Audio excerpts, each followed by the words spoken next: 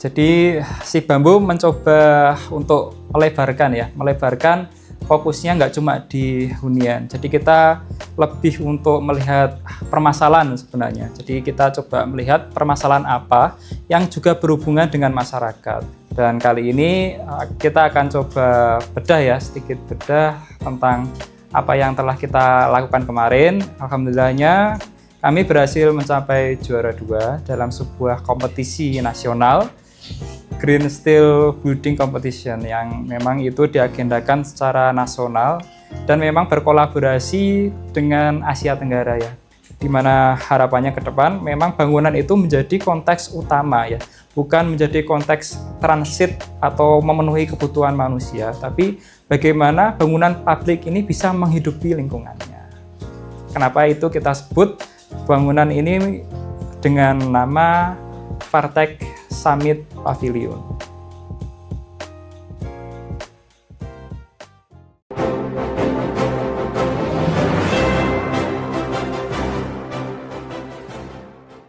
Assalamualaikum warahmatullahi wabarakatuh. Perkenalkan, saya Muhammad Widad Bayu Adi, biasa dipanggil Bayu Adi. Di sini sebagai salah satu anggota tim divisi arsitek dari Si Bambu Studio. Dan kali ini kita akan coba sedikit bedah tentang apa yang telah kita lakukan kemarin. Alhamdulillahnya kami berhasil mencapai juara 2 dalam sebuah kompetisi nasional Green Steel Building Competition yang memang itu diagendakan secara nasional dan memang berkolaborasi dengan Asia Tenggara ya, terutama di Asosiasi Baja.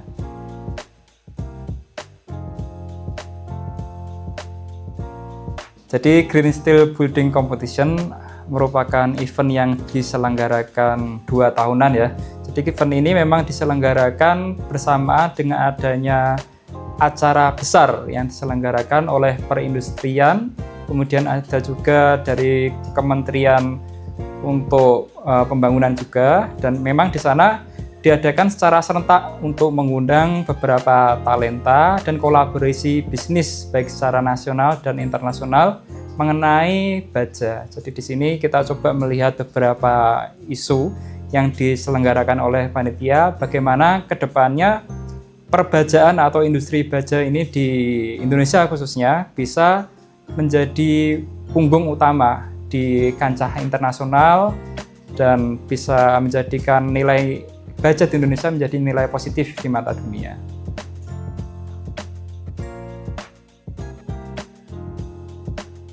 Ya, kami bersama-sama ya ini merasakan cukup puas sebenarnya, namun kita juga melihat ada banyak hal yang kita dapatkan saat kompetisi ini. Jadi memang dari beberapa masukan oleh Dewan Juri, kemudian kita juga banyak sharing dengan peserta-peserta profesional lain, sehingga kita juga banyak mendapatkan insight.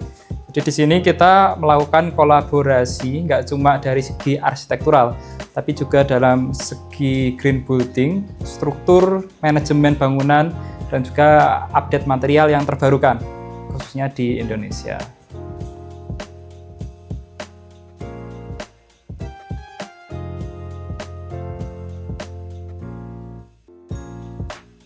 Jadi si bambu mencoba untuk melebarkan fokusnya nggak cuma di hunian. Jadi kita lebih untuk melihat permasalahan sebenarnya. Jadi kita coba melihat permasalahan apa yang juga berhubungan dengan masyarakat. Jadi nggak cuma bangunan, rumah yang kecil-kecil atau mid-rise, tapi kita juga coba melebarkan ke public building. Jadi kita melihat isu apa yang bisa kita terapkan, inovasi apa yang dapat kita implementasikan menjadi desain yang menjadi solusi bagi Indonesia, nggak cuma di ranah yang kecil ya, kita coba melebarkan ke ranah yang lebih urgent dan bagaimana masa depan bangunan publik di Indonesia itu dapat mengatasi permasalahan masyarakat.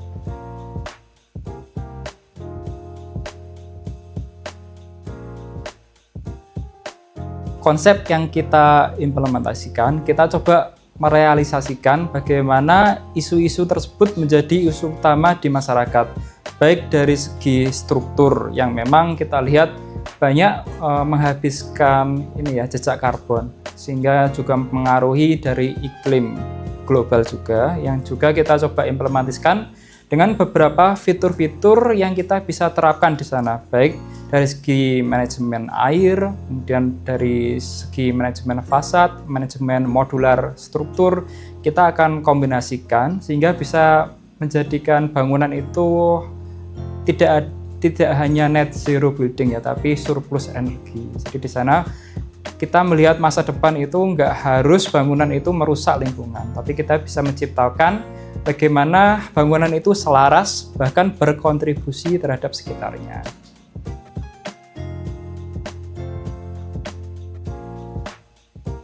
Untuk konsep yang kita terapkan di sini memang cukup unik ya. Jadi banyak peserta lain yang coba menerapkan konsep-konsep arsitektural.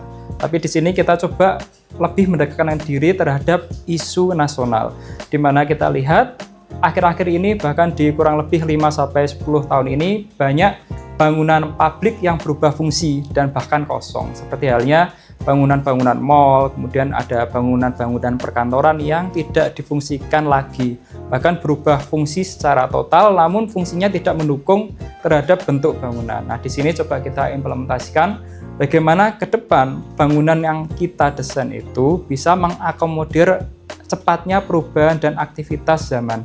Di sana kita coba terapkan bagaimana sistem-sistem modular dapat mengecil dan membesar, kemudian juga sisi-sisi fasad, struktur, kemudian juga panel-panel kita bentuk secara precast sehingga memang tidak menghabiskan biaya karbon dan biaya mobilitas dari material yang diusung ke dalam site.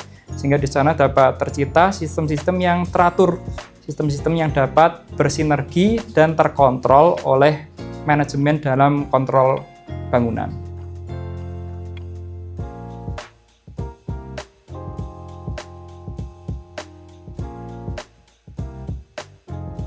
Ada dua konsep yang kita terapkan di dalam bangunan ini, bagaimana kita coba memberikan inovasi di dalam public building, di mana inovasi itu kita terapkan terhadap struktur-struktur dan material yang modular, yang bisa mengakibatkan bangunan tersebut akan dapat ditambah untuk perlebaran nantinya tanpa mengubah struktur utama ataupun mengurangi dan memindahkan modular struktur yang lain.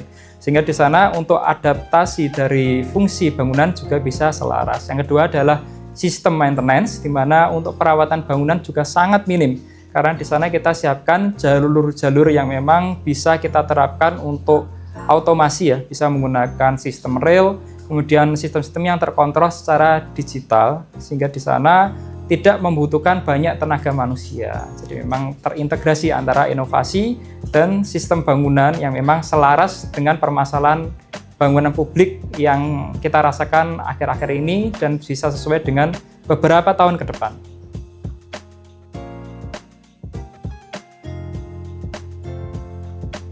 Dalam menganalisis hal-hal yang menantang ya di dalam kompetisi ini, kita lebih mengutamakan bagaimana kita menyelesaikan isu permasalahan di masyarakat. Jadi arsitektur bangunan nggak cuma tentang bagaimana arsitek mendesain hal yang inovatif ataupun memang mengikuti zaman, tapi kita juga melihat bagaimana bangunan itu menyelesaikan permasalahan di masyarakat. Di sini kita coba lihat bagaimana isu-isu itu sangat kontra terhadap tujuan pembangunan di Indonesia, terutama bagaimana bangunan bisa menjadi bangunan hijau yang tidak merusak alam. Dan kita juga melihat banyak hal ya terjadi akhir-akhir ini, baik dari bencana-bencana alam yang memang berpengaruh terhadap bagaimana kekuatan maupun material yang kita gunakan di dalam bangunan, sehingga hal itu menjadi isu utama yang kita angkat agar bangunan dapat efektif, efisien, dan sesuai dengan perkembangan zaman nantinya.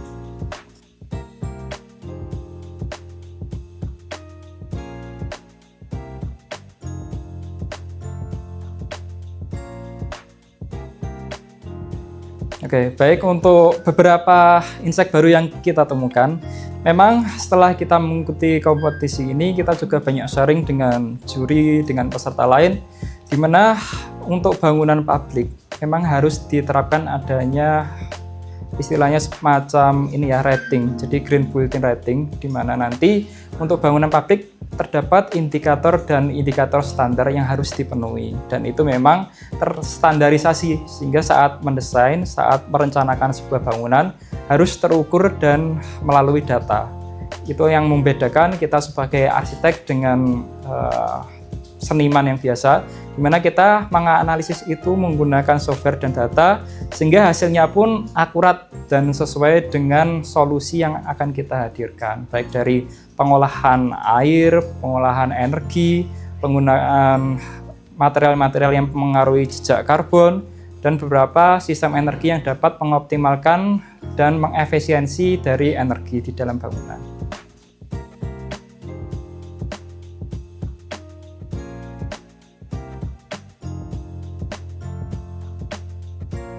Oke, jadi dalam kompetisi ini kita coba lihat bahwa si Bambu mencoba untuk menyelesaikan permasalahan yang sedikit berbeda dalam ranah sebuah desain dan perencanaan bangunan, di mana kita biasanya melakukan eksekusi untuk beberapa permasalahan dari ranah keluarga karena memang hunian. Di sini kita coba untuk melihat konteks lebih besar, di mana kita melihat konteks lingkungan dan masyarakat yang berpengaruh terhadap banyak orang. Nah, di sini kita harus menyelesaikan bagaimana integrasi antara permasalahan yang dialami, baik dari perorangan atau pengguna bangunan tersebut, dalam mengelola bangunan juga oleh pengelolanya, dan bagaimana sang arsitek dan tim-tim struktur, engineer, dan yang semua terlibat bisa saling berintegrasi, nggak cuma menyelesaikan bangunan dalam ranah teknis, tapi kita juga menyentuh aspek-aspek emosional dan solusi atas kedepannya.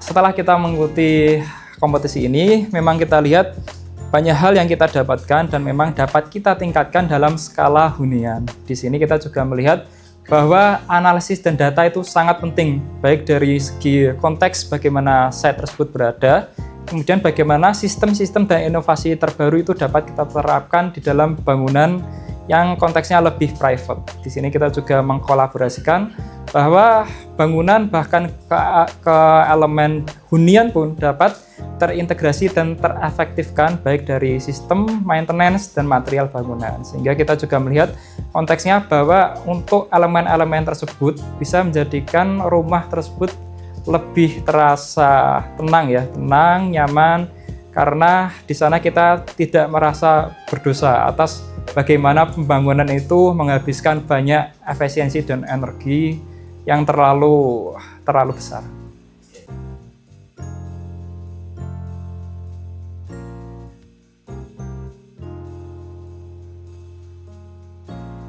Jadi karena memang tagline si Bambu adalah setiap rumah punya cerita, di sini kita juga pastinya tidak melepaskan konteks apa yang kita bawa di dalam sebuah desain. Jadi di sini kita juga melihat bagaimana permasalahan yang kita angkat bisa tervisualkan dalam sebuah bentuk bangunan publik.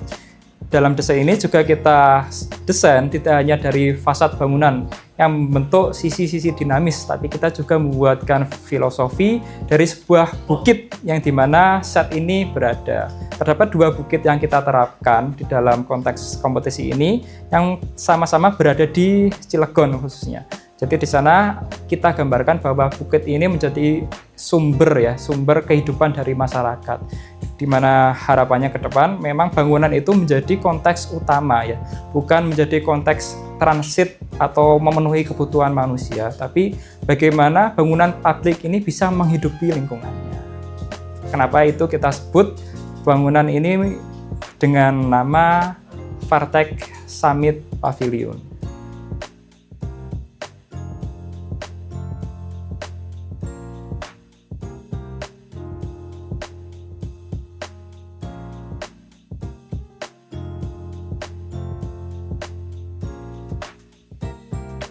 Jadi untuk konteks yang memang lebih besar, baik dari bangunan publik serta kawasan, kita menjumpai banyak hal teknis dan non-teknis yang kita pertimbangkan dalam bangunan. Terutama bagaimana kita mengolah sebuah site kawasan, baik dari segi elevasi, kemudian dari hubungan antara satu zona dengan zona lain yang sebelumnya kita tidak terlalu banyak hubungan dengan set rumah tinggal ya. Jadi memang konteksnya lebih besar. Bagaimana pengelolaan lingkungan harus selaras dengan bagaimana bangunan tersebut bekerja. Selain itu, bangunan publik dan kawasan ini pasti juga dipertimbangi oleh bagaimana kepadatan di sekitar area. Dan jangan sampai bangunan tersebut mengganggu aktivitas utama yang memang sebelumnya telah hadir. Bahkan kalau bisa, kawasan ini menjadi ekosistem tumbuh ya. Jadi memang bisa meningkatkan fungsi sosial, ekonomi, dan bagaimana kawasan tersebut bisa lebih produktif dari sebelumnya.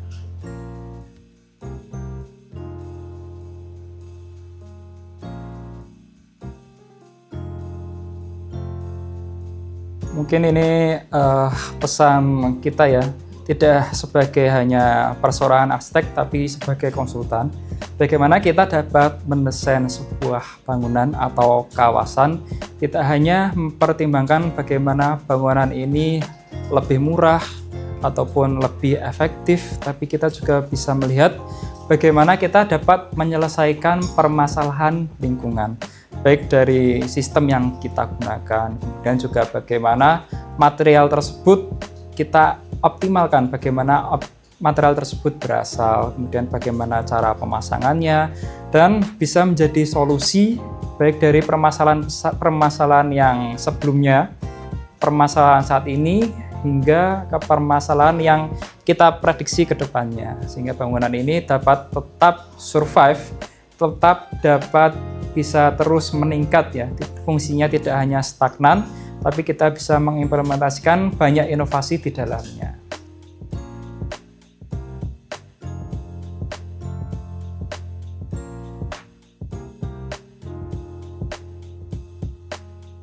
Jadi harapan kami sebagai konsultan, kita harapkan memang yang dimaksud dengan berkelanjutan tidak hanya dalam segi teknis, tapi kita juga bisa melihat apa yang kita selesaikan dan isu-isu apa yang bisa kita atasi sebagai arsitek, di mana kita lebih banyak belajar ya dari beberapa kejadian baik di Indonesia maupun di luar negeri, bagaimana bangunan tersebut tidak merusak alam, bangunan yang tidak bisa menghancurkan atau bahkan membuat lingkungan itu menjadi crowded, penuh sesak dan tidak maksimal secara biaya bangunan. Jadi di mana kita bisa menghadirkan bangunan-bangunan itu lebih ramah, lebih terbuka, dan lebih bisa menyelesaikan masalah yang hadir dan tantangan ke depannya.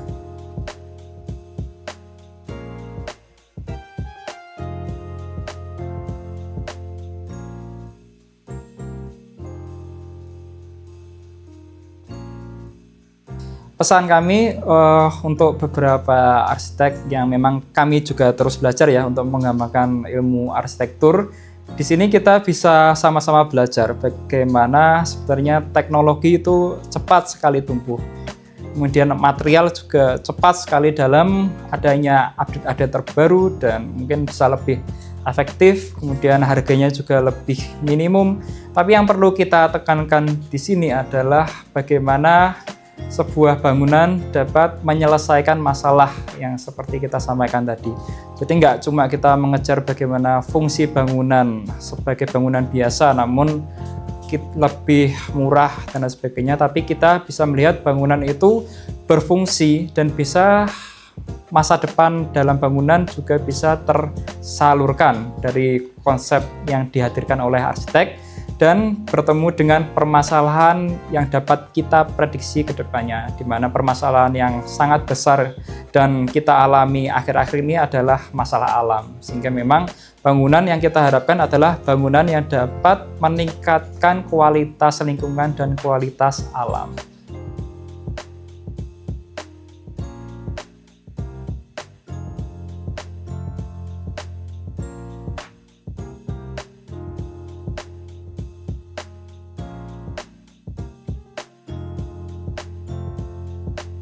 Rancanglah bangunan sebelum rancanganmu merusak citramu dan negaramu. Jadi memang kita bisa melihat bahwa apa yang kita ciptakan, seorang arsitek desain itu tidak hanya berdiri 1 tahun, 2 tahun, tapi menjadi bangunan sebuah simbol bangunan yang sangat lama harus berdiri. Di situ kita juga bisa melihat peralihan peradaban, bagaimana kita juga bisa melihat bagaimana bangunan setiap tahun tumbuh dan berkembang. Jangan sampai bangunan yang kita desain dan kita rancang malah menjadikan citra kita sebagai arsitek dan mungkin sebagai asosiasi arsitek merusak apa yang sebenarnya telah baik. Bahkan yang lebih baik kita dapat mengatasi masalah-masalah yang hadir di Indonesia dan dunia umumnya. Siapa tahu memang karya kita dapat meraih perencanaan secara internasional. Baik, mungkin itu teman-teman yang bisa kita sampaikan, yang bisa kita sharingkan. Ya, dengan ini kita bisa melihat bahwa kita harus tetap tumbuh, berkembang, dan peduli terhadap lingkungan sekitar. Jadi harapannya kita bisa terus berkembang bersama ya teman-teman. Sekian untuk perjalanan Si Bambo kali ini ya di 2025 yang coba kita raih dengan alhamdulillah kompetisi. Dan lanjutkan untuk terus menonton konten-konten YouTube dari kami dan perjalanan dari kami. Terima kasih sebelumnya. Wassalamualaikum warahmatullahi wabarakatuh.